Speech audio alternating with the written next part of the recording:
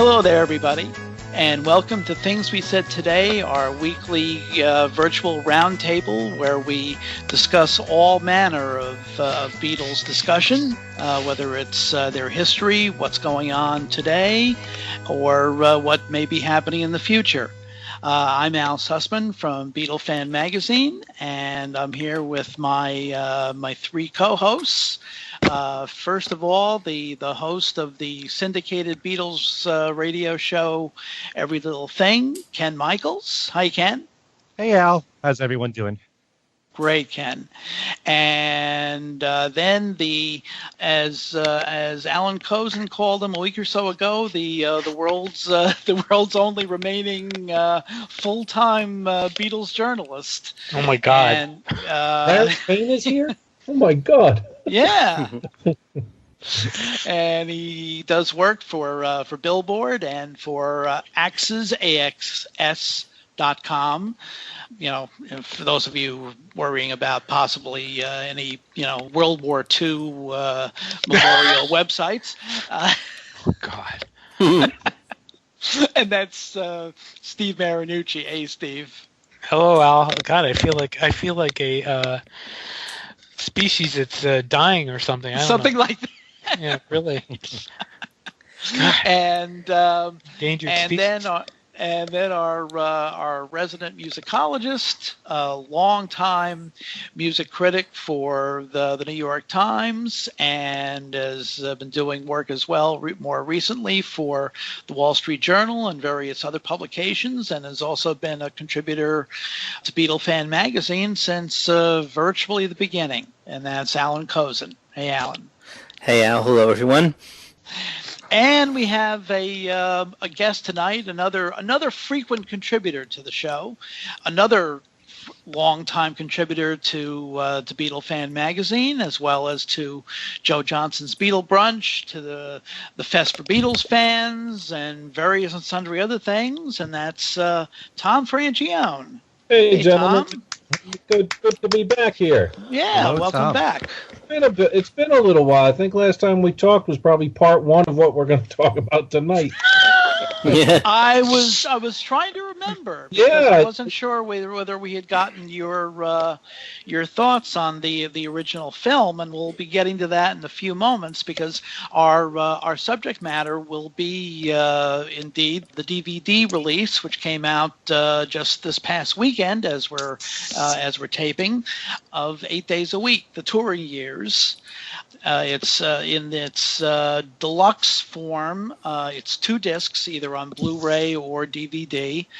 There's also a single disc version which just has the film, just 8 Days a Week, not 8 Days a Week and the Shea Stadium cut, just 8 Days a Week. So anyway. That was the inspiration for inviting Tom on tonight, because I know he's working on a piece for Beatle Fan, as a matter of fact, about the DVD. So I thought we could sort of hash things out. We've been gaining new listeners, so I think probably before we get into the special features on the DVD, we probably should give a little brief summation of our thoughts on the film itself, having seen the film in theaters and then subsequently on Hulu back in September. And we probably should start with Alan, because he did an extensive piece on 8 Days a Week, and also the Beatles Live at the Hollywood Bowl, which ran first in the Wall Street Journal, and an expanded version of that is in, oddly enough, the current issue of Beatle Fan Magazine. So, briefly, Alan, what were your thoughts about the film? Well, briefly, I guess, I had sort of a fairly schizophrenic feeling about it. I mean, simply as a listener who likes watching the Beatles and chat about the Beatles, I kind of enjoyed it. I thought it was a reasonably good way to spend an hour and a half. As someone who is a more sort of detailed oriented historian type, I had lots and lots of problems with it. and lots of problems with it being called a documentary, given some of the, shall we say, fakery that went on. And, so that was my feeling. My feelings are complicated. It's not either pro or con. I still find it an enjoyable thing. When the Blu-ray came out, I popped it in really just because actually I was setting up a different TV and just wanted to see that the connections were okay. And once it came on, I couldn't stop watching it. So there is that. Now, what were your feelings then about the Blu-ray itself? Not the. We'll get to the special features, but how about the film itself as a video experience as opposed to in the theater? I don't know. I mean, I also had watched it on Hulu when it, so I saw it in the theater. I saw it a couple of times on Hulu, and I watched the Blu-ray. I don't know. I can't say that the experience was really any different. I think in a certain way, it actually looks a bit better on a smaller screen than the theater because, a lot of it was so big that the flaws in the films were much more apparent. Not that some of them aren't apparent on your TV screen either. But I think in a smaller image, actually, to me, looked a bit tighter, But, it was pretty much what I expected it to be, a Blu-ray of the film, I didn't notice anything unusually good or bad about it. Now, Ken, I think you had seen it in the theater, and you did not see any of the Hulu viewings. No, I've seen it twice. I saw it in the theater okay. first, and then we had a special presentation at the college where I do my Beatles show. Okay. With a Q&A with Jeff Jones. So I saw it 2 times on the big screen, and I just got the DVD, so I'll be watching it more. But I'm not as super critical as most of us. I'm looking at this as being something that would appeal to mainly a mainstream audience, hopefully a younger audience that doesn't know every single detail about the Beatles' history. If you know the whole order of what happened live with the Beatles, you're gonna pick out all the things that weren't in this film. And there was quite a lot. And when we discussed this film when it first came out, there are a lot of things that we brought up here that were not in the film that I thought was essential to telling the story of the Beatles as a live group, and in particular, the Hamburg years, there wasn't that much said about it. I think even, Al, you mentioned that while you had the London Palladium show, you didn't have the Royal Variety show. Little things like that, which, if you're a historian, you've really studied this thing and you know the whole history, very key moments in the Beatles' history, and a lot of it was left out. But as far as telling the whole story about the Beatles as a live group and focusing more on America, which I think a lot of people look at as being a major criticism, not spending enough time in the rest of the world, I think it told the story really well. It's not just them as a live band. It's all the problems that incurred being the biggest band in the world, living pretty much, claustrophobic during those years and being in each other's pockets, and how they somehow managed to not only perform well early on, but to do everything else. The recordings they did, the movies that they made, the press conferences that they did, all in a very short period of time. I think as a narrative, it really captured that pretty well. So, I think this film serves a purpose. There are times when I felt like, especially when it comes to George Harrison, it seems like so many of the interview clips that are used are from the Beatles anthology. It kind of gives me an anthology light kind of feel. Unfortunately, that's unavoidable because, unfortunately, he hasn't been available for the last 15 years. No, but I mean, drawing on all the interviews that he did didn't give as much as John and Paul as far as interviews, but usually his interviews carried a lot of weight. So, they're usually very strong, but how much is there on this subject that George talked about? There may not be that much. That's the problem. That's true. Yeah. But, it has its problems, but overall, I'm very concerned about, as we talked about in our last show, appealing to a young audience.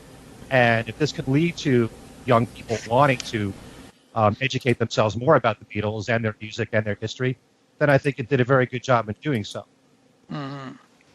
And Steve, how about you? Well, I've seen it quite a few times. Between I saw it on the big screen, I saw it, and I watched it. Oh, I don't know, 4 or 5 times, including once today, on Hulu, and I've also watched it on the Blu-ray. And initially, after I saw it in the theater, I was fairly positive about it. When we talked about it earlier, I said I liked it, and I still like it. But in the process of the last couple of days, I pulled out the anthology. There was one thing specifically about the anthology that they did there that they did not do here, and that's the fact that all the observations in the anthology were from the Beatles, from Derek Taylor, from Neil Aspinall. Mm-hmm. That wasn't the case in this film, and I really think that hurt. I think that really took away from the strength of the film. That one of the things about the anthology is that the observations are from people who were there, and you get people in here, for example, Howard Goodall, Elvis Costello, who was a musician, I grant you, but wasn't really there. Sigourney Weaver, who kind of was there. Whoopi Gold, who kind of was there. Was there for a half hour. Right. Yes. Right. But I mean, you got observations. Paul Greengrass, Stephen Stark. You got observations from a bunch of people that are put in there basically as talking heads, and it really, I don't think it helped the film at all. I will say the stories. Some of the stories are interesting. I liked Whoopi Goldberg's story about being taken to Shea Stadium. I thought that was very cool. I thought the one about, and I'm looking for a name on my sheet here, and I don't have it. The woman who talked about the Jacksonville concert. Right. I thought that was one of the best parts of the film. Mm-hmm. I thought that was a very strong part of the film. But the thing in watching the film is that even though they called it a documentary, I don't know how you can call it a documentary, because it's not really a documentary. It's more of a light, and I'm not saying, I know people have called it anthology light, but it's more of a lightweight film. It really it's too happy. It's too happy. It's not serious. Not as serious as it should have been. I will say that I'm glad that the one person giving observations that I was very glad to see in there was Peter Asher, who was there. Mm-hmm. It was great to see Peter in there, and it would have been. But again, I think this would have been a much stronger film had the focus been on the people who were there, with the observations of the people who were there, and that really where the film falls off. And I suspect that it was because they gave themselves a deadline, and they could only do so much. In this way, with all the interviews, they were able to get this done. I suspect, but it's just watching if you pull out the anthology and watch it, there's just no comparison. It's just I don't want to use the words as a shame, but it really doesn't measure up. It doesn't it doesn't hold a candle to the anthology. The anthology is everything that this should have been. Well, of course, they're two very different things, especially in terms of time, elapsed time. Well, and also the intent. But they could have, if they had made this a little more serious, they went for a lighter tone, and I really think that hurt. I really think it would have had more power on the screen and at home as a documentary if they had done that. Yeah, they were zeroing in on one topic here on the Beatles' history, and that's their performances in their touring years. That's agree. What they were focusing on. It wasn't looking at every angle. I agree, but if you look at the anthology, and I this morning happened to pull out the Shea Stadium part, which of course had all the remastered Shea stuff that we saw, in here, and also after the film, but it also had a lot more. There was a lot more. I just all around there was just so much more to it, and even and the period after. I mean, the focus of the anthology was much stronger than this was. The Beatles anthology was their full story. This is one part of their story. Right, but again, you're telling a story to a lot of people who haven't heard it, who may not have seen the anthology. And if you're going to tell a serious story, the focus should be on the people who are the subject of the story, not all these other talking heads. And that's really kind of what happens here.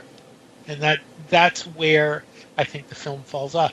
That's not to say it's not something I won't watch ever again, because there are, it is enjoyable, and there are moments like the Jacksonville story that are.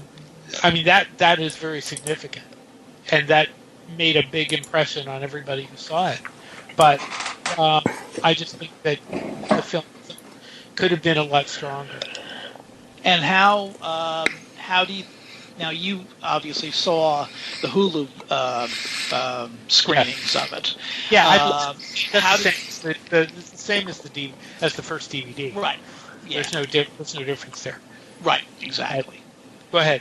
Exactly. Okay. Well, Now, Tom. You can ask. No, that was basically you answered my question. Okay.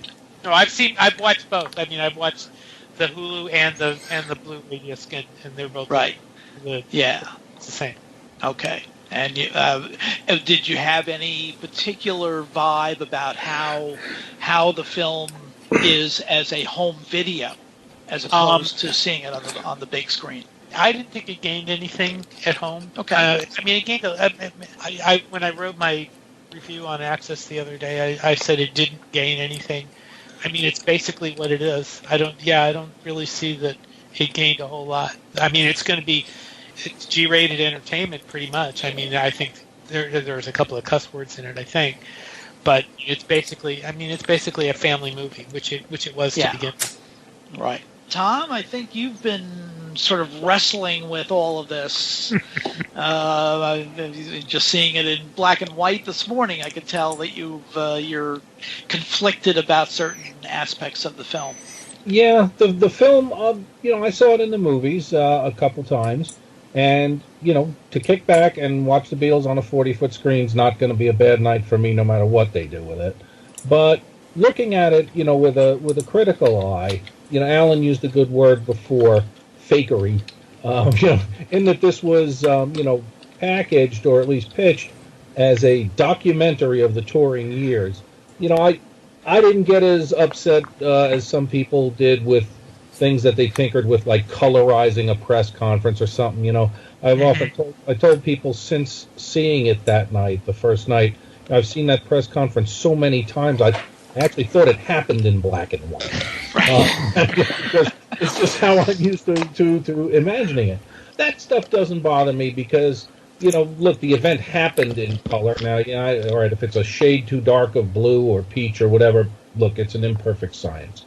As a Beatles fan and as a Beatles, whatever we are, historians, journalists, activists, whatever, what really upset me was, I see this stunning, absolutely stunning footage. The Manchester show never looked so good. I mean, it looked like $1 million up there, and there's the date and the Manchester Theater and the whole bit, and what's playing underneath but the Hollywood Bowl track.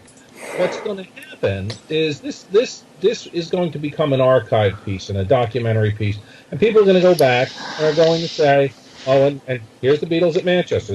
This is the recording from Manchester. And this is how, all of us have collected the Dutch imports over the years. And I always wondered how things could be so materially, mislabeled, misidentified. Was it slipshod? Was it intentional? Who knows? This is how this kind of stuff gets a pretty solid foothold, right? You're going to a supposedly authoritative work by a extremely respected director, and the guy on the street who plunks down $20 or $25 for this thing has a right to believe when he's watching this that is the Manchester performance. And that kind of stuff that really was the part that bothered me most. even when we saw the Shea Stadium footage as part of the double feature, yeah, it's rare that there's ever a concert film that doesn't have some sweetening or some doubling up of a bass track or something like that. But Sure. here, they really, really reworked the audio, put studio tracks underneath in a couple of places. Yeah. Right. Which really kind of bothered me, especially if anyone out there has seen the version of Shea that was prepared for the anthology in '91 or '92. The sound was beefed up, and let's face it, going back to January '66, they went and beefed up that sound then. Okay, Absolutely. because of the technology limitations that they had. But at least it was the representation of what happened that night. Probably the most sincere part of the film when it came to stuff like that was when they showed the little tin horn that the sound was probably coming through in Shea and turned the sound down and said this is probably what it sounded like back then coming through the baseballs. Yeah. Actually, though, if you look at it again, if you look at Shea again, they show their little tin horn. But if you look at the pictures of the Beatles, you see that all through the stage there are large speakers set up facing the audience. So they actually did have a different sound system than they're claiming, and it's right there on the video. Yeah, well, my understanding is what they used for that show was for the musicians and club folk out there was the old Shure SHURE Vocal Master 100 watt PA. Mm-hmm. We used to use that in a little pub called Libonati's in Bergenfield. 3 acoustic guitars. I'm pretty sure that it was no match for the 55,000. Oh, definitely not. But it also wasn't just the PA. Yeah. Yeah. I mean, all of us now have stereo systems that are way more than 100 watts, right? Of course. In little rooms. That was my main gripe with the film. What I did like about it, it's the pace of it is good. Yeah, I would have loved to seen a lot more complete songs. Obviously, that would have eaten up a lot more real estate on the clock. What I thought Howard did really, really well, and I thought to great effect, was the new footage that was discovered for Candlestick Park. By the time they got there, I was almost tired of watching them. I was tired because they looked tired with a lot of the photos and films that you saw from '66. And the Candlestick stuff had this grainy and dark. It was almost like a sense of you were going to a funeral. You knew this was the end of this phase of their careers. What he did really, really well, because you couldn't end it there. Okay, there's no way you could just end the movie on that note. People be jumping off ledges somewhere. Right. In probably under a minute, he says, then they went in the studio and made these great masterworks, Sgt. Pepper, Magical Mystery Tour, Abbey Road, and then they came back to do it one more time. Now, again, even more so than the press conference we talked about before, which we've seen 1,000 times. How many times have we seen the rooftop concert? The linking from August '66 to January '69, about a 2.5 year period, with just that 30 seconds of space or 60 seconds of space in between. When they came back, I thought the Beatles looked like they were 100 years old when they were up on the roof. The stark contrast in their faces and their hair and everything else, because you had just seen them a minute ago. Not for nothing. '66. There's still no mustaches or anything. It's still the the bangs and the old bowl haircuts. Even if the hair was a little bit longer, boy, by the time they got up to the roof, I mean, John looked like he aged 100 years. Then Paul with the big bushy beard and all that stuff. I said, wow. I mean, look at how this took a toll on them. I never really, looked at it that directly before, but I thought that was real effective filmmaking. So overall, I mean, I liked it for what it was. There's no other word to use except maybe upset or disappointed with the real liberal use of swapping out audio tracks and mixing and matching them with the videos. That's going to be a thorn in sides for a while. I mean, we're kind of analyzing this now. I mean, that's what this show is about. 5 years from now, somebody that didn't see it the first time is going to pick it up and go, "Hey, it looked great." Boy, that Manchester stuff looked great and sounded great. And it's going to kind of fade and blend into history. And that kind of bothers me. To that end, about a year ago, we did a show here. One of the times you guys were good enough to invite me on, talking about the One Plus package, the deluxe, video. And what I loved about that, as just as a fan, was I could go to that DVD and extract out all different versions, whether they were different mixes, whether they were live versions, whether they were those TV sync-up versions like on Hey Jude and Revolution and things like that. Say, wow, we can make ourselves a nice little side collection of like alternate listening, even if you didn't have the video going, just something to play in the car or whatever. Here, there's not a lot of salvage value in that regard. I think in the movie we only get one complete take without any voiceovers. Right, without voiceovers and without edit or anything else. And that's the version of I Saw Her Standing There from Candlestick. So I'm sorry, from Washington D.C. Right. So, I remember writing in a very brief, here are my thoughts on the movie blast that I sent out. I said, you know what? When they do the DVD, this will be a great opportunity for them to say, okay, we played however many samples of songs in the movie, a dozen, 20, or whatever it was. Here are the alternate, here are the uncut takes. I said, that'll be kind of special. Without stealing anyone's turn, because I guess now we'll start talking about what else is in the package, like the bonus footage. That proved to be a, wishful thinking on my part. Yeah, you can say that. As Steve wrote in his post today, there is some good in that bonus disc, but at the end of the day, I think we've come full circle with no matter what folks thought of the movie, and I think we've had a few valid and clean opinions tonight. The overriding sense I get from a lot of our readership and people I've talked to at the fest and things like that is, yeah, it's good, but you know what? It's not the movie I'd have made. Okay, I would have loved, a nice complete, and even Steve before was saying, boy, it only really took one corner, the touring years, and to your point, Al, about and it didn't have like the Royal Variety Show. Well, without splitting hairs, Royal Variety is not part of a tour. It was a 4-song set or whatever they did. If this was strictly and some sort of ironclad rule that it was about the tours. Well, then there's stuff that fits in there and stuff that doesn't. The tour years. They went beyond the tour years, yeah. But when they went beyond the tour years, certainly they went to 1969 and showed them up on the roof. They sure weren't touring then. And actually they took they went to the rear view mirror and went back as far as 62 and showed the piece from the Cavern. And certainly those weren't tours. I mean, by definition, they weren't touring. They were still home. They were still in Liverpool. They weren't on any tour. Right. So that it stretches the the parameters a little bit, and that's okay. As a movie to watch, I think my overall assessment at the time, and probably still is, I'd give it an 8 on a 10-point scale. I will say this, even as a longtime collector of a lot of the footage and audio tracks and stuff, there was still enough in there that I looked up and said, "Wow, I've never seen this."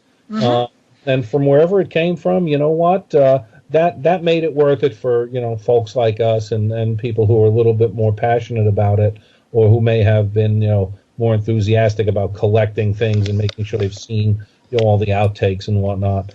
But so there was plenty there to keep that going. As I said, things like colorization, which seemed to be a major bone of contention for some people. Look, as long as they're not colorizing A Hard Day's Night or a work of art, where the director wanted certain lighting and it was filmed in black and white for a reason. Look, things like interviews and press conferences, and for that matter, live performance, well, they happened in color. That's artistic. A Hard Day's Night happened in color. I mean, well, no, but the piece of film, what they were shooting, was made with the intent that it would be seen in black and white. Yeah. Right? Yeah, but But it might have been just because they didn't want to spend money on color. I mean, I just don't buy that. For me, I mean, the colorization really is an issue. And a press conference, okay, I don't care that much. But they colorized the performance clips, too, in a lot of cases. And in some of the cases, they colorized them pretty badly. I mean, I know some of you guys think they're okay. I looked at them again. Which ones don't you like? You don't like the Can't Buy Me Love from the NME. That looks just awful. And the Washington Coliseum, it's just, look, Ron Howard, when we interviewed Nigel Sinclair and Paul Crowder shortly after the film came out, and they said that, well, Ron Howard's rule was that if you could have had a color camera in there and it could have been filmed in color, we were accepting that. And that, to me, I mean, Opie, I love you, but that is the silliest rationalization I have ever heard.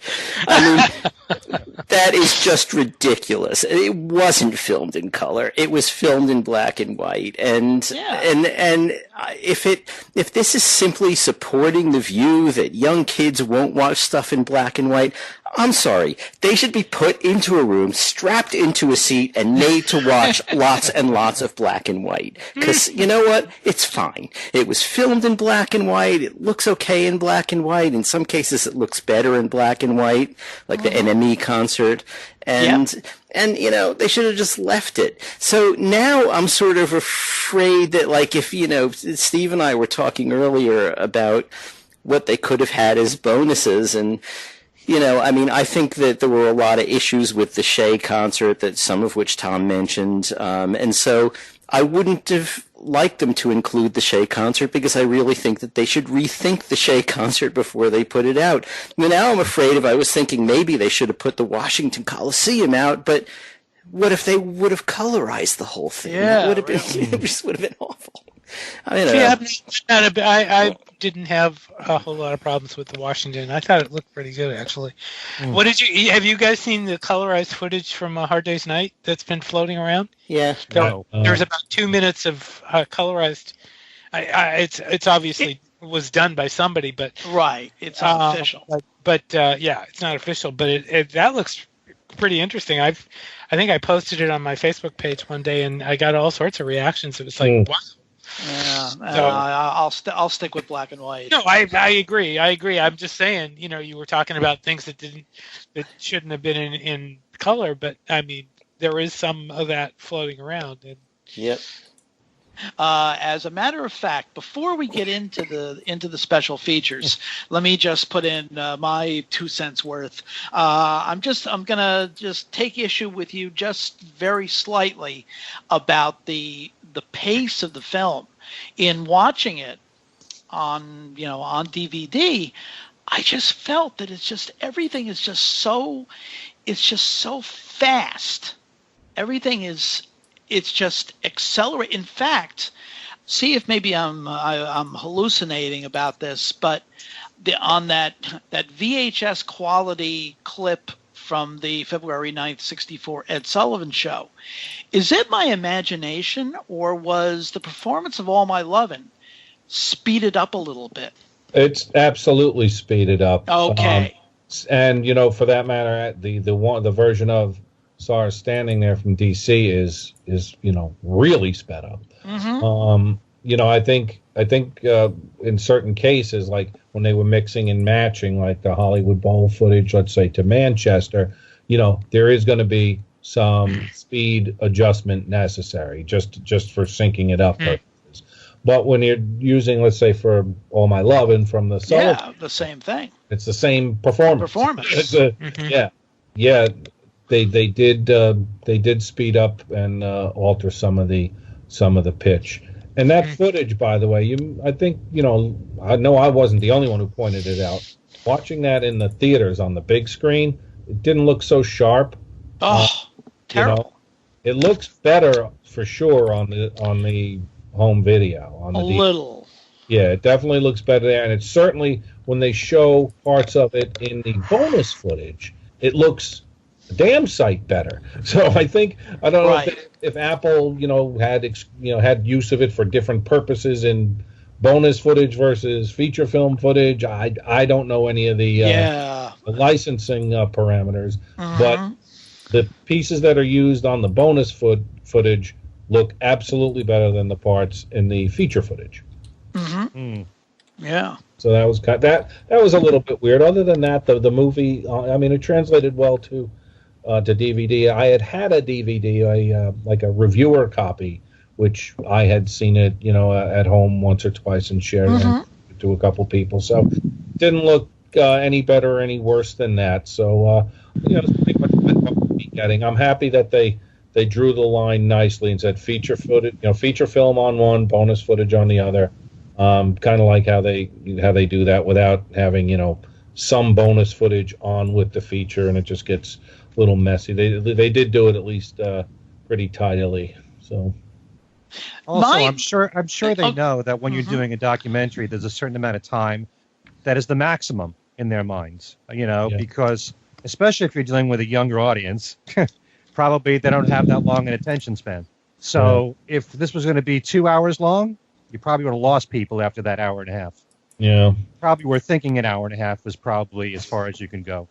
Sadly, but that's their thinking. I just feel that just the speed of it, the pace of it was just too frenetic. They just and again they did totally ignore some major moments, but also, for instance, when you mentioned Tom, you mentioned Candlestick Park, and there was they do have that that home movie footage that was discovered, but there was virtually none of the Jim Marshall photos from the concert. And also there was none of the Tony. It's not the greatest quality in the world, but it's a kind of a historical document. Any of Tony Barrow's cassette recording of the concert itself. I mean, that is the last Beatles concert before a paying audience. Yeah, and it seemed to be, it seemed to fly by a little too quickly. By the way, getting back to Sigourney Weaver, I've heard, although Tom, maybe that she was not at Hollywood Bowl after all. Oh no, well that footage, she was at the concert, but that footage of her that was taken, I think the day before, at some kind of fan club gathering. Oh, okay. So it wasn't actually from the concert itself. Okay. She was there. Okay. Yeah, I think it was that garden party that Groucho Marx went to, and the fans were all outside, so she was outside with the fans. Oh, really? Interesting. Right. Yeah. Okay.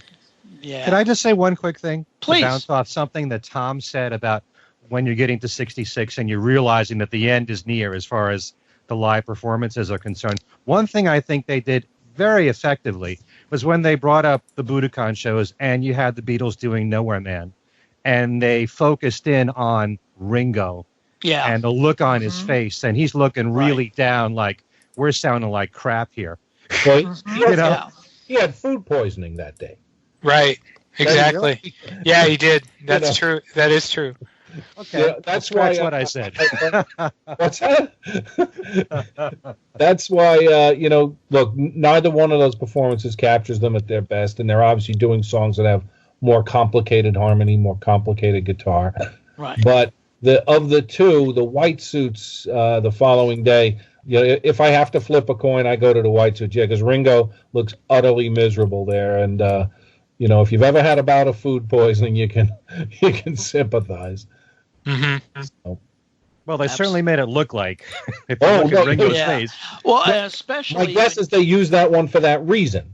Is that they used that show to show? I mean, the overriding sense was they weren't having fun anymore, right?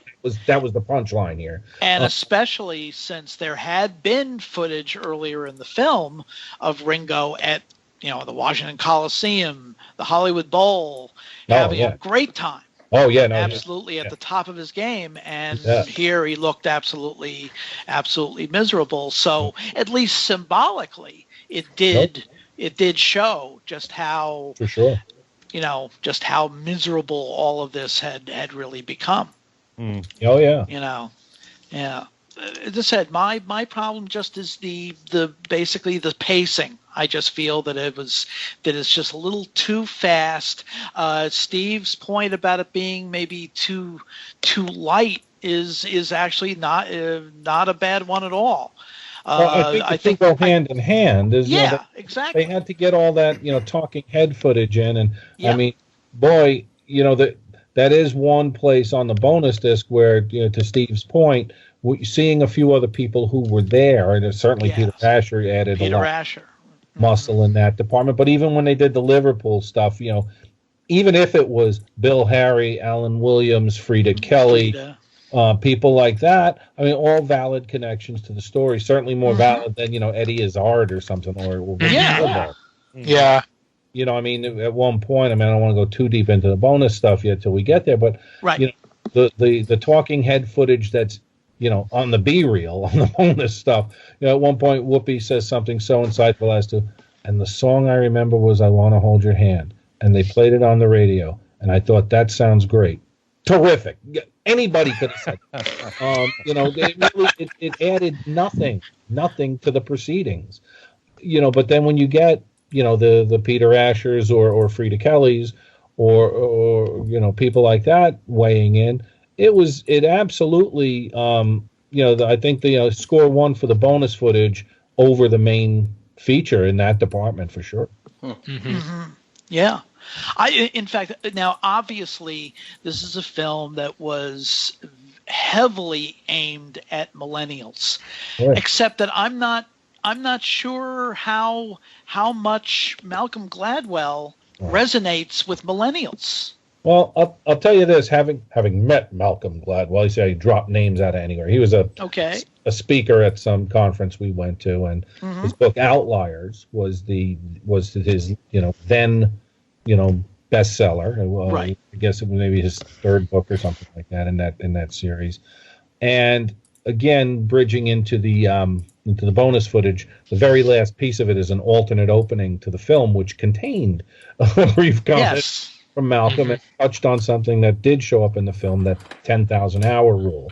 And I'm sitting there, the accountant in me is coming out saying, yeah, I know there's a 10. Okay, the concept, okay, at the end of the day, it makes perfect sense. To become good at something, you have to spend time doing. Oh, right. Okay, I can believe that. But there's, and of course it's not 10,000, meaning if you do 9,985 hours, you just doesn't cut it. No, it's a concept. Where it loses, frankly, a lot of its validity in this case is, he cites they had done 1,200 concerts by the time they did their first record. Okay, how many of those were with Ringo Starr? Probably fewer than 10%. And how many of them lasted more than an hour? Right. Yeah. So we're really only up to 1,200 hours max. So. Right. Well, then, and certainly rehearsals, TV footage, BBC shows, whatever it is. But a good chunk, if you think of the window of when Ringo joins in August of '62, and when they're literally making their first record as he joins, right? September, they come back and do Love Me Do and P.S. I Love You. He literally gets there as they're making their first record. It's part of they're one and the same in the timeline. And in fact, the June 6th session with Pete Best was supposed to be for their first record. Right. So you've got, studio time is not virtually, it's nil. In terms of live performance, okay, well, I'm sure the Lewison book is, within a few feet of this phone line, but he's played now with them from middle of August till they're making their first record the first week of September. Okay, you're talking about a 3-week period. Okay. The 10,000 hour rule kind of flies out the window right there, unless you're going to say unless you're saying Ringo's not a real part of the story, or he was practicing with Rory Storm and the Hurricanes. No, the part about Ringo that we should always bring up is he just fit right in from all the years of working with Rory Storm and the other bands. But no, those 1,200 other concerts are really important because you have to include Hamburg in there. Oh, but they also play 8 hours a night. So that's how they became a really great live band. Right, but all that is done largely without Ringo. Right. He's only there for the last trip to Hamburg. Mm-hmm. Okay, but you still got to credit John, Paul, and George. Oh, of course. So it's what is it, 12? So I guess John, Paul, and George get the A on the report card for the 10,000-hour rule, and Ringo gets an incomplete. He's like D-Day in Animal House. I'm not sure you can interpret the rule that way. I mean, Ringo put in his, really 10,000 hours playing with other groups. I mean, the New York Philharmonic, those guys didn't play together for 10,000 hours before they made a record. They played here and there, and then they came together and played as an ensemble. But I think what he means is individually you have to put in the time to become a competent musician and a good musician, great musician, and the constellation of people together I don't think is the issue. Well, no, but with the Beatles it really is, because I mean I know plenty of rock bands that have 4 really good musicians and sound terrible. Right? The goal here is how it all fits together and how they sounded as a band. Okay, so you can get right. If they flew in another drummer, right? Ringo quits and they put in, I don't know, whoever. It's not the same. It's not the Beatles anymore. It's a completely different. It's a completely different. Chemistry. I mean, we can't. I mean, it's not a scientific formula. It's somewhat folly to try and make it a formula at this point.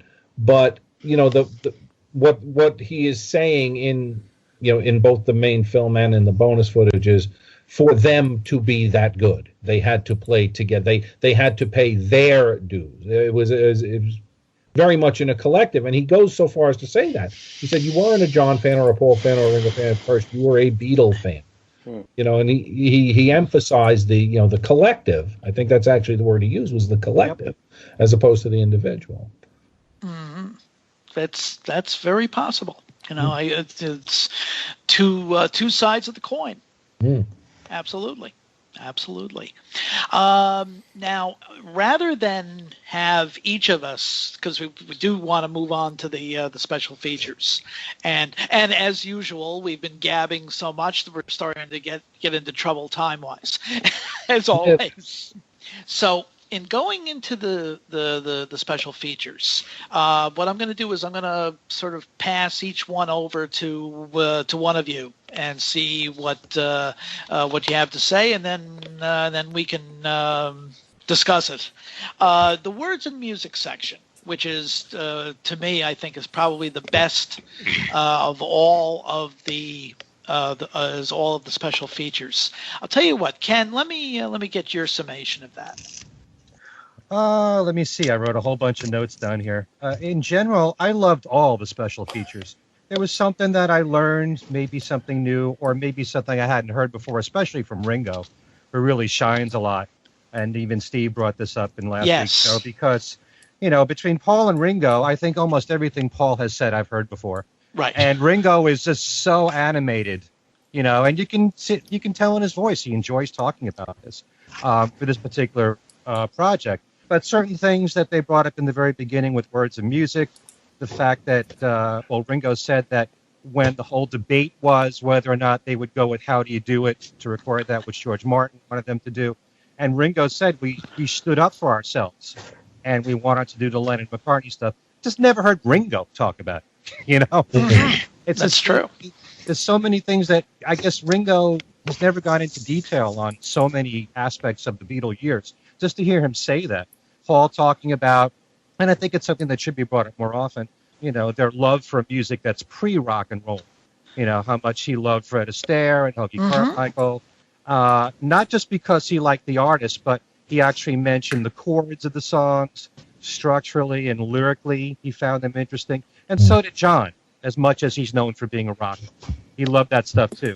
He went into talking about From Me to You, which I've never understood why he points to that song so much as being, something pivotal, in the Beatles recordings. But, he talked about going to a G minor, which it was an odd, chord progression to use at that moment. And I love Peter Asher's comments about the whole thing. In fact, they did feature part of the demo for A World Without Love in there. Yes. And they showed footage of Peter and Gord doing the song on the show Crackjack, which I'd never seen before. Mm-hmm. But not without stepping all over the demo. All 30 seconds that we get of it, they had to step all over it. You know. I loved how Ringo and Paul were talking about George and how he was more serious than the others. Ringo said his guitar solos were so emotional and part of the song.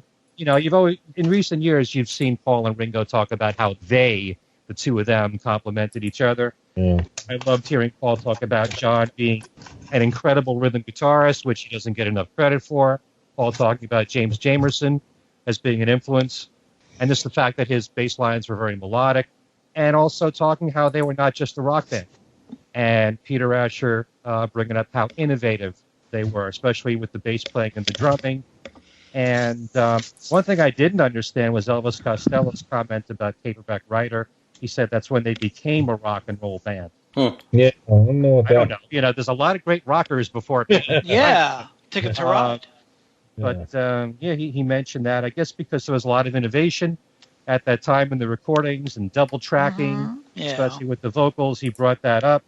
You know, that's just from that one, the part one, the words and music feature. That's what I love most about that. You know, and just hearing all the different comments from various people, but especially when it came to Ringo and Peter Asher throughout all the specials there. I forget where he said it.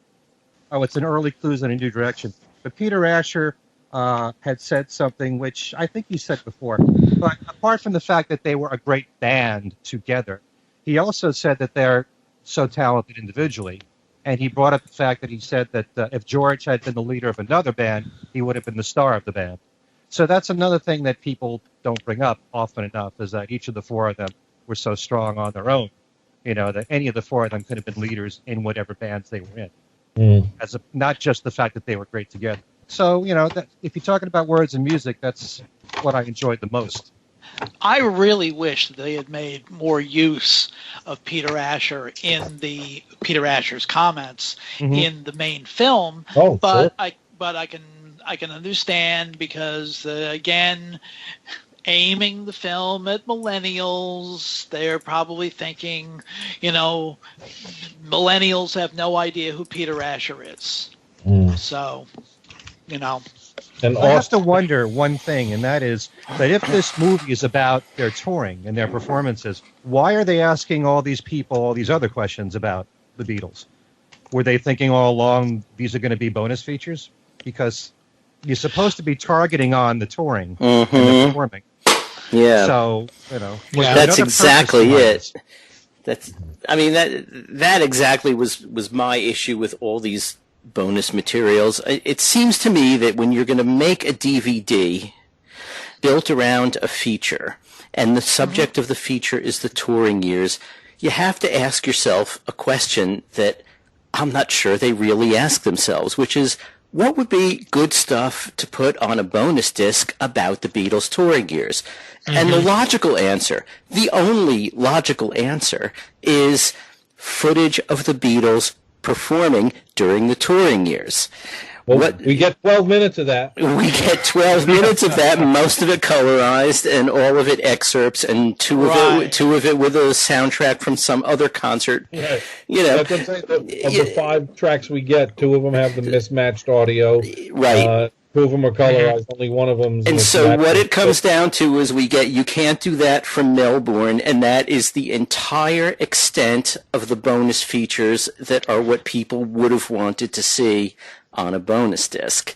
Okay, now I need somebody to talk some sense into me about this. I can understand. Okay, I can understand in the main film I can kind of understand them in the main film using the Hollywood Bowl audio for the Manchester video. Why? Yeah, why? Well, I mean, I can kind of understand it. I don't understand them using the Hollywood Bowl audio with the Manchester video in this section where they're specifically giving you complete performances. Mm-hmm. They should be giving you the original performances from the Manchester concert. Mm-hmm. Oh, And yeah. if the audio is not suitable, what- go pick another song. Exactly. And the audio was suitable. That's the thing. We've all heard it. Exactly. It's perfectly fine. And I mean, if they don't like that particular Twist and Shout, there are other performances of Twist and Shout. You know, there's the Royal Command performance. There's the Ed Sullivan Show. There's Washington Coliseum. There's the Washington Coliseum. There are plenty of performances they could pick out of Twist and Shout if they don't particularly like that one from Manchester, which is a fine one anyway. And the same with She Loves You. Yep. You know, that makes absolutely no sense to me. Mm. You know, plus the colorization of, and there's another example. What they should have done in the case of those complete performances is, if you're going to show the "Can't Buy Me Love" from the the '64 New Musical Express Paul Winters show it in black and white. Mm-hmm. You know, instead of that muddy, blurry colorization. I mean, that makes absolutely no sense. Mm-hmm. So yes, as Alan was saying, the only really worthwhile performance of those 5 is "You Can't Do That" from Melbourne. Mm. You know. Now, new clues. Early clues. Early To clues to a new direction. To a new direction, which is obviously a line from A Hard Day's Night. Who would like to handle that one? Well, I could talk about that. Dave, please. And as I recall, didn't the Miramax Hard Day's Night DVD use the same? Yes, they did. As a matter of fact, yeah. So there's one stolen there. I mean, this is basically just an early Beatles history. Is all it is. It really wasn't worth. I mean, I've watched that a couple of times, and it's kind of like, oh, okay, you know. I mean, there's really not much there. I mean, again, we've got all the talking heads, you know, and there is some new footage with Paul and Ringo, but I mean, basically that's all this is just, it goes back a little further. I will reiterate the comments about Words and Music, that it's an excellent, and the Ringo part is fantastic. I mean, it's great to hear him talk so authoritatively and technically. I mean, because when he talks technical, he knows what he's talking about, and he doesn't do that enough. But Early Clues is basically just going back to the very beginning is all it is. And apropos of what Alan was saying, again, if you're dealing with a film about the Beatles' touring years, this really isn't fish nor fowl, right? Mm-hmm. Right. Yeah. So, anybody have any further thoughts on that particular section? Well, one nice little nod, particularly this time of year, that I liked in that section was the Elvis Costello interview, where they showed a little bit of the guys from the Goon shows and talked about how not only were they fans of it and how it connects to the story with George Martin, but how that kind of played into their Christmas records. Right. I thought that it was nice, not necessary, but it was certainly better than what Whoopi Goldberg contributed to that section. That's the section where she said, I'm actually looking at my notes, the song was "I Want to Hold Your Hand," and they played it on the radio, and I thought, I like that. Thanks, I feel like I was there. So. But with Whoopi, in the movie itself, I think her story was a little bit more interesting. Just from the perspective of a black girl going to a concert that was primarily a white audience. And why did she connect with the Beatles? Why were the Beatles exciting to her? Right, but in this particular section, she didn't really seem to add very much. And as a matter of fact, speaking about the Goons' influence on them and all, instead of having Eddie Izzard in this film, if you're going to talk about the Beatles' humor, wouldn't it have been perhaps better to have somebody like, I don't know, Eric Idle? Yeah. Mm-hmm. In the film to talk, somebody whose humor, whose sense of humor is a lot closer to theirs. Sure. Yeah. And who actually knew one of them. Well, yes, and you're right. Yeah. I mean, geez. I mean, that's crazy. Yeah. Any of the Pythons would do. Yeah. Sure. Yeah. Exactly. Also, now, one thing yeah. about that feature, I do like the fact that they brought up women and how important women were in their lives. And in fact, when you put the DVD in and you've got the menu in front of you, and then you've got this clip from John talking about he lived with 5 women, these 5 strong women, and it was like the men were invisible in his life. It's an important part of his life that many of us don't really know much about or even talk about. Right. But, just that, and the fact that Liverpool was a very matriarchal town. The women knew what was going on. Right. So, I love the fact that they brought that up. Yeah. And as a matter of fact, one of the criticisms that I've heard about the film in speaking of women, in other places, is that there's nothing about the fact that that there was sex going on the tours. It's, first of all, we know this. It's silly. Because this is let's face it, this is an authorized chronicle of their touring years. Obviously, in that kind of a film, you're not going to have, a lot of sex, drugs, and rock and roll. They do touch on the pot smoking and all, but it would be silly to expect them to touch on the alleged Fellini Satyricon that was going on the tours, according to John Lennon, the same man who had him smoking a joint in the bathroom in Buckingham Palace for the MBE awarding. In October of '65, which apparently did not happen. So we don't know how Satyricon-like the tours actually were. So sure, I'm sure there was a certain amount of sex going on, but that would be common on any tour. Any tour. Right. It was interesting to see the Ronnie Spector. Well, okay. Okay. I know you have issues with Ronnie Spector.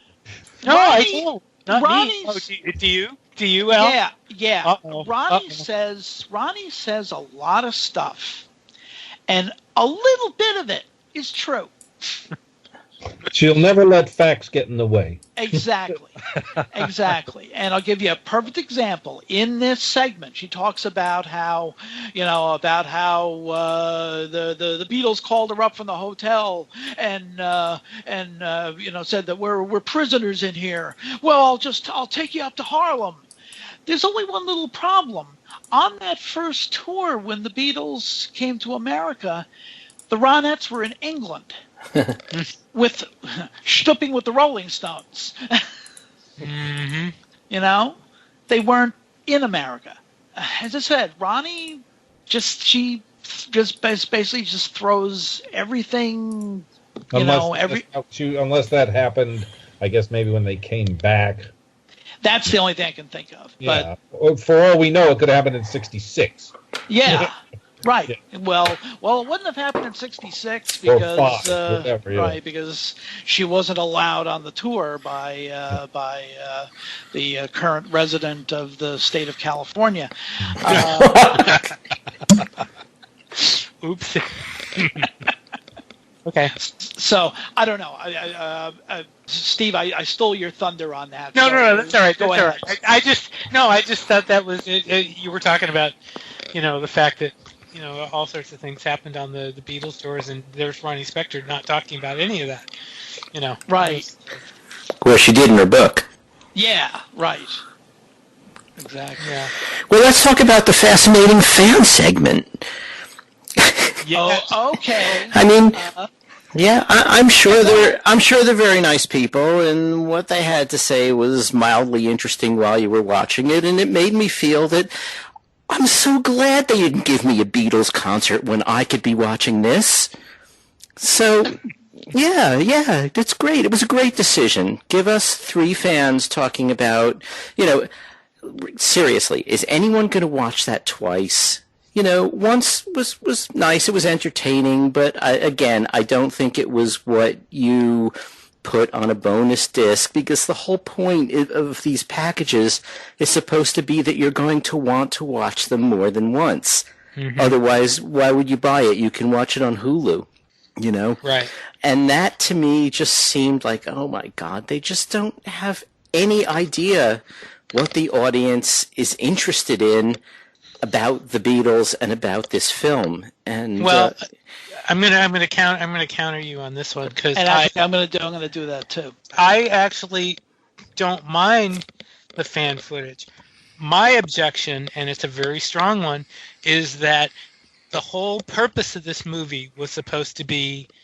When they announced the film, they made the whole thing, as saying they wanted fan footage. They were going to get fans involved, and they fell way off doing that. Mm-hmm. And in fact, and I'm going to talk specifically, I'm referring to San Francisco, because Ken, you and I saw they were interviewing people that day at Candlestick Park when McCartney was there, and none of that made it into the film. None of it. And one person who I'm sure is listening to this show had thought all along that her interview was going to be in the movie, and she is credited at least at the end of the film, but her interview did not get used in the DVD or in the bonus footage. I was surprised that, considering that she was, you can say her name. Well, I don't want to. I mean, I suppose we could. We both know who we're talking. Yeah, talking about Nancy. I'll say right. Nancy. Nancy. Okay. All right. Since she is in the credits, yes, one would have thought that she would have been included in that section. Right.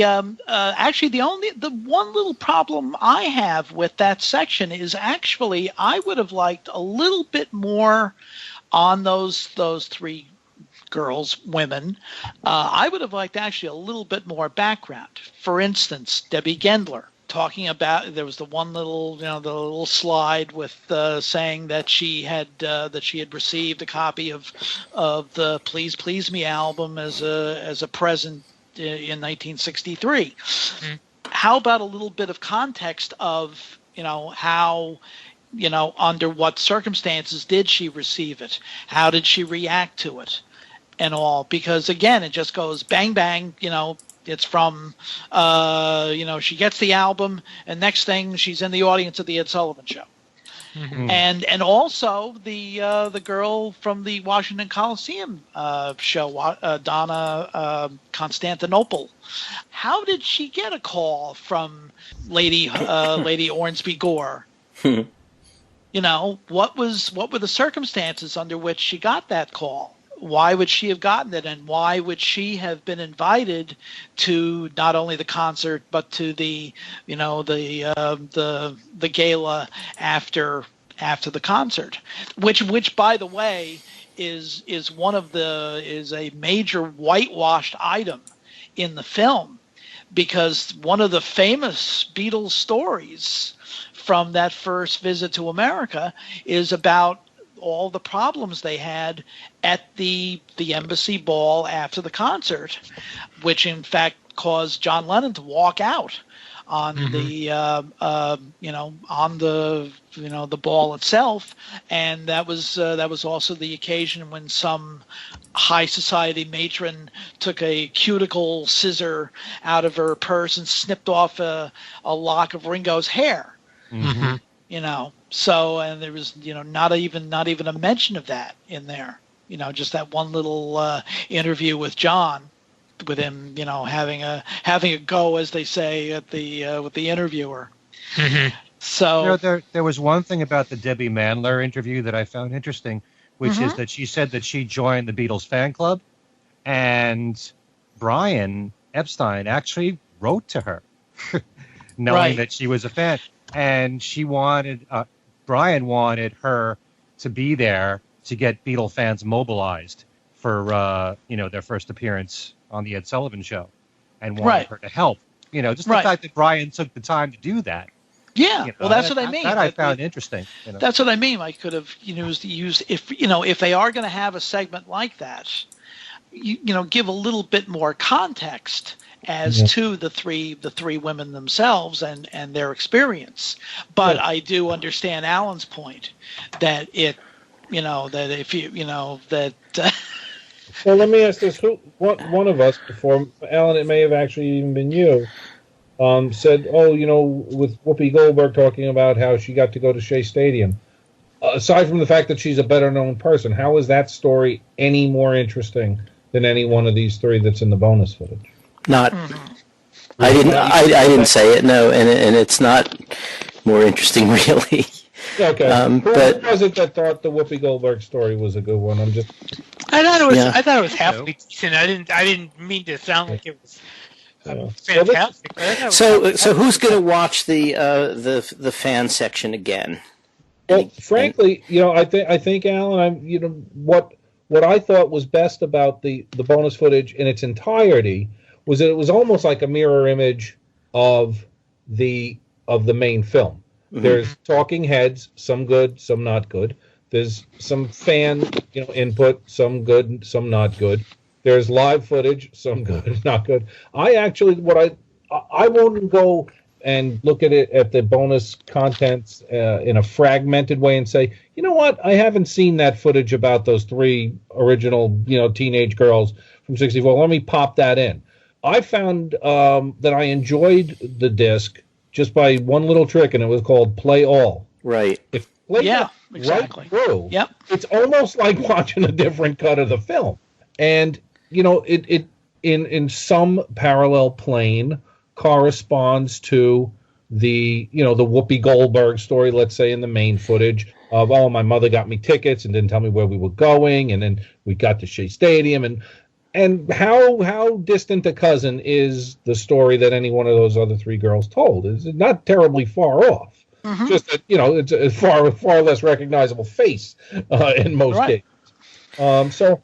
There's no one real part of the content list where I said, this is a section I'm going to go back to multiple times, whether it was the words and music or the bass lead rhythm drum or, the Liverpool segment or frankly, this segment on the three fans.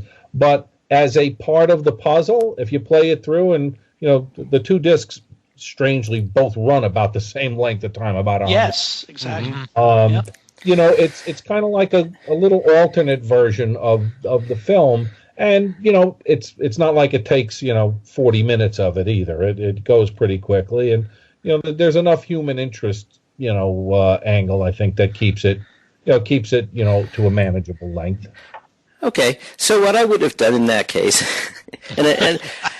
is edit that stuff, or as much of it as you could, back into the main feature, making the main feature essentially, let's say, a director's cut. Maybe break it into 2 or 3 episodes so that, you're not sitting there for 6 hours watching the thing, but broken down. And then have disc 2 be performances by the Beatles. Oh, look, the Sleeping Giant here, which I guess will be coming up soon on the list, is the what should have been the meat and potatoes of this thing, the live segment. Mm-hmm. If we're talking about reslicing and dicing, the theatrical version, well, we could be here all night and doing director's cuts and things like that. But no one would argue that however long that thing on the three fans is, if it's 10 minutes long, I don't think anybody would argue that they wouldn't rather see 3 uncut performances from any one of the venues. Mm-hmm. Except apparently the directors and the people who put together the DVD, seemingly. Yeah. Mm-hmm. Which then brings us to Recollections of Shea Stadium. And of course, everybody, when they saw that was going to be a part of the special features, thought, oh, okay, here they'll at least have some complete songs from Shea Stadium. Maybe not the entire 30-minute cut that was in the theaters, but at least something. And of course, there was virtually nothing. Zip. Yeah. And actually, considering the compositing and all that was done with some of the songs from the Shea Stadium concert, maybe that's a good thing that wasn't put on this disc as a document. Mm-hmm. Because obviously it's no more legitimate a document of what they were, how they sounded musically at Shea Stadium than those two Manchester tracks with the Hollywood Bowl soundtrack are. Agreed. Mm-hmm. Well, what that the section on the Shea recollections ultimately amounts to, undoubtedly to Mr. Cozen's chagrin, is a fourth fan story. Right. Right. The fan, having a decent bloodline, albeit Tony Bennett's son and I guess now manager. Mm-hmm. Okay, so Sid, you got in through the auspices of Sid. He actually is, by the way, now in charge of Universal Records, or Verve, the jazz side of Universal Right. Records. Really? Wow. Didn't know that. So, okay, yeah, you kids wait here, and then the cops came and said, you kids get out of here. Again, let's move it along, and only because it evolves around Shea Stadium. If this was memories of, I don't know, the Hollywood Bowl or Candlestick Park, it would be just as disposable.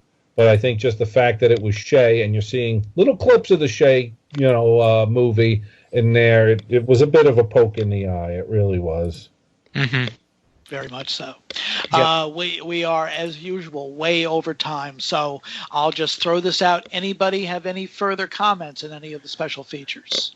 I actually have one question that I'd like to pose to all of you. It's a factual question. Sure. One of the nice things that I do like are some of these other people who are not in the film or very little in the film. You do get to see Frida Kelly in there, Alan Williams, Beryl Williams, Yeah. Bill Beryl Marsden.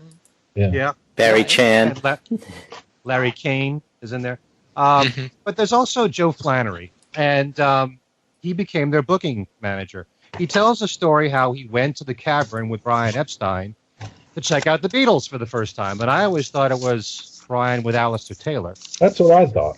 Actually, the way Joe Flannery puts it is a totally new bit of info for me, which is that it sounds like Brian asked him to go on his own before Brian went and report back to Brian about what it was like. It doesn't sound like he's talking about going with Brian. I think he was the advance man there.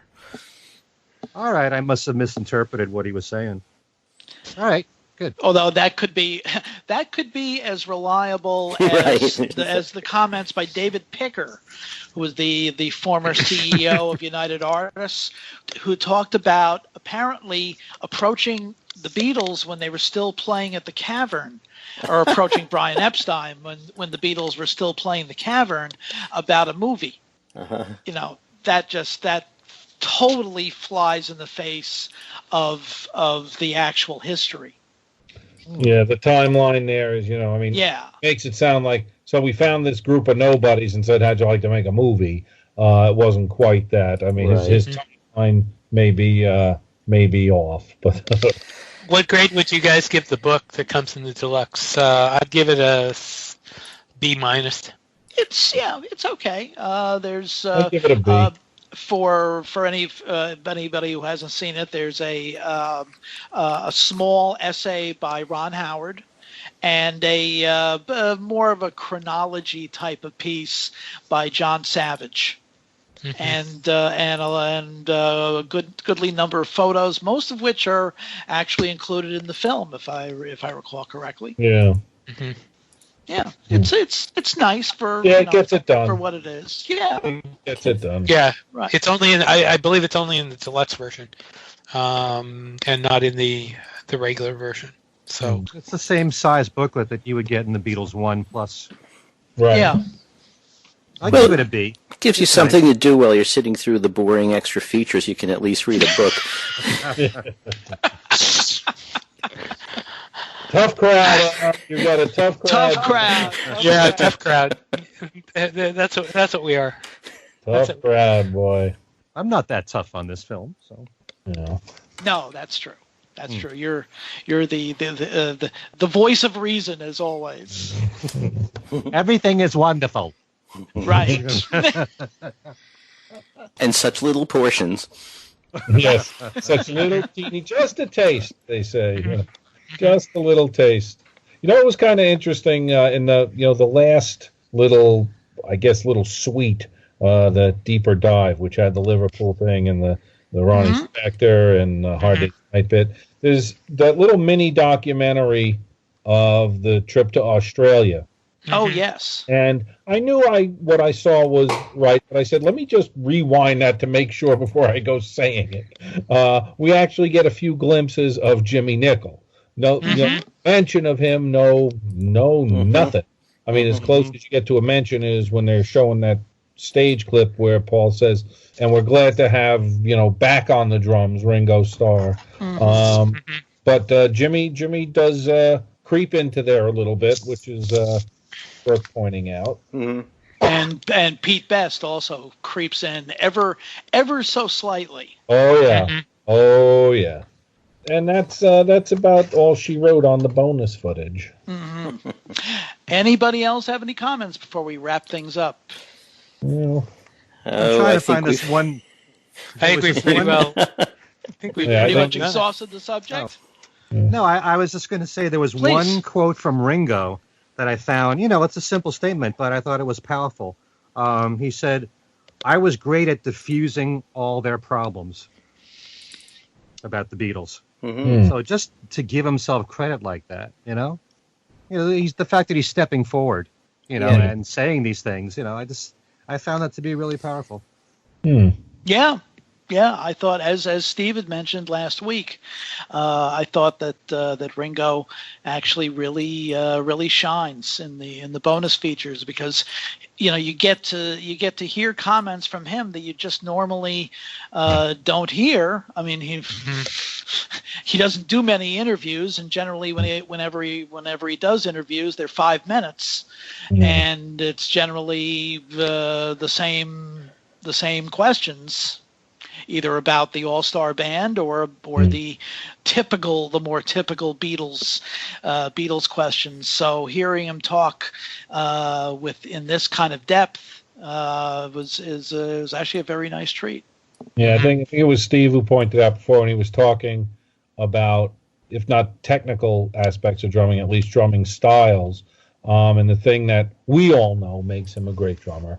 And for him not to have to reclaim it, but for the millennials or for the people who are less familiar with the story, look, he's no John Moon, and that's probably a good thing. You wouldn't want him what we call stepping on the vocal or stepping on the song. The drummer, he has a very particular flavor of drumming, and that's it's just not a technical term, it's just called, he's a good song drummer.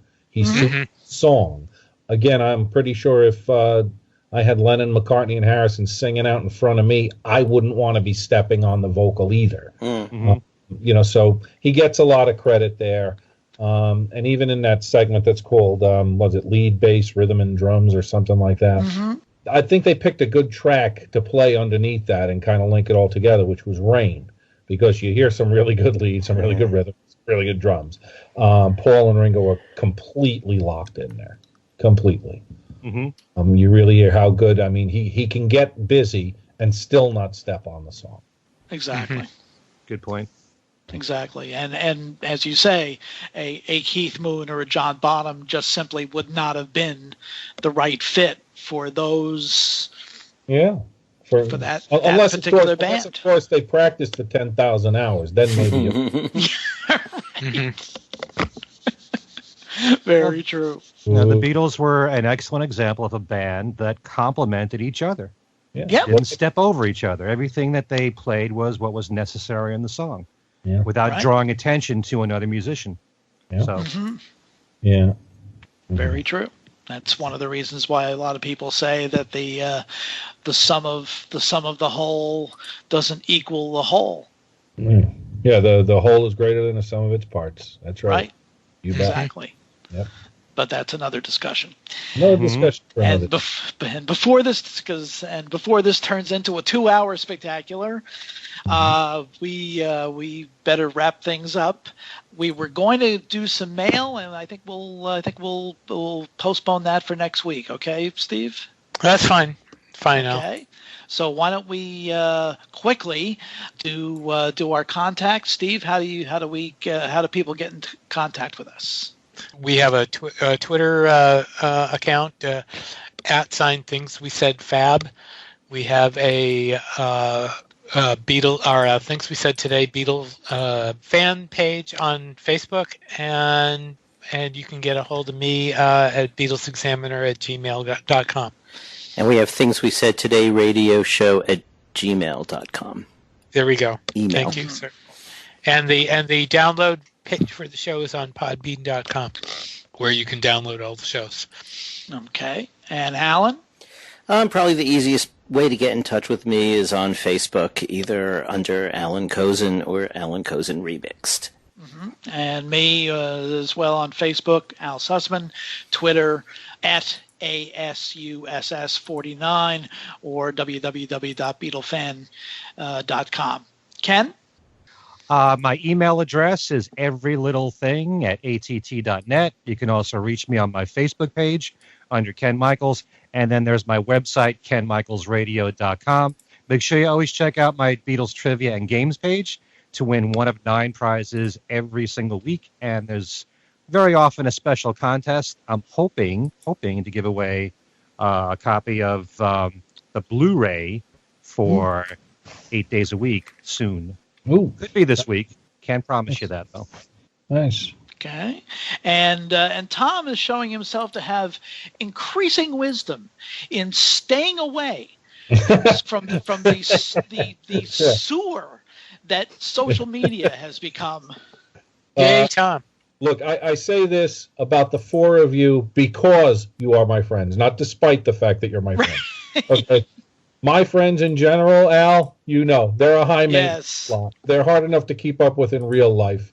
I think if I had to survive particularly the events of the first week of November on the political front, if I had to survive that in a social media landscape, I probably would have jumped off a bridge somewhere. And believe me, it has continued well past the first week in November. I'm aware. Continuing now. So really, yeah. So when people say, "How can we get a hold of you?" I just swing by the house. That's no, actually, to reach me on All Matters Beatle, go to the brunchladio.com, which is Joe Johnson's Beatle Brunch, and we have a contact us page it's got its own little box there where you can send in questions or comments, and we'll be sure to take care of whatever it is you need. Right, and also with through Beatle Fan Magazine. Oh yeah, you can run them through either. I do get the oddball email here or there from Beatle Fan, which is www.beatlefan.com or at thefest.com. Yes. Mark will send me something saying, "Hey, somebody has a trivia question for you. Did I do the trivia contest over at the Fest or maybe it's not a trivia question. It's just a question that they think I would know because I know the trivia."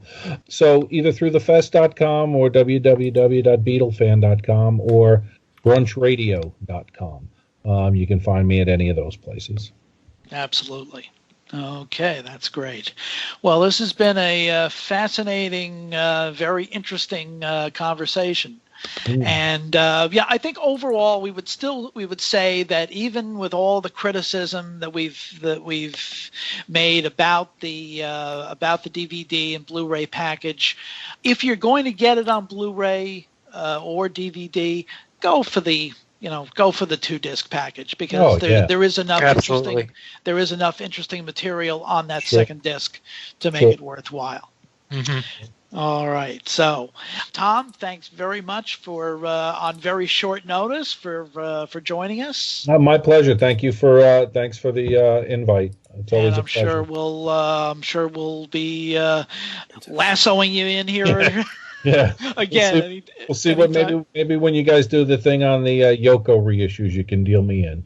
Okay. Okay. That's probably a very good idea. Okay. Well, you can Definitely. deal me in on that. Okay. All right. Tom, again, thanks very much. And I'm waving like they can see. And for Tom Frangione and Alan Kozin and Steve Marinucci and Ken Michaels, this is Al Sussman. And we thank you very much for listening to Things We Said Today, and we will see you next time. And happy Thanksgiving.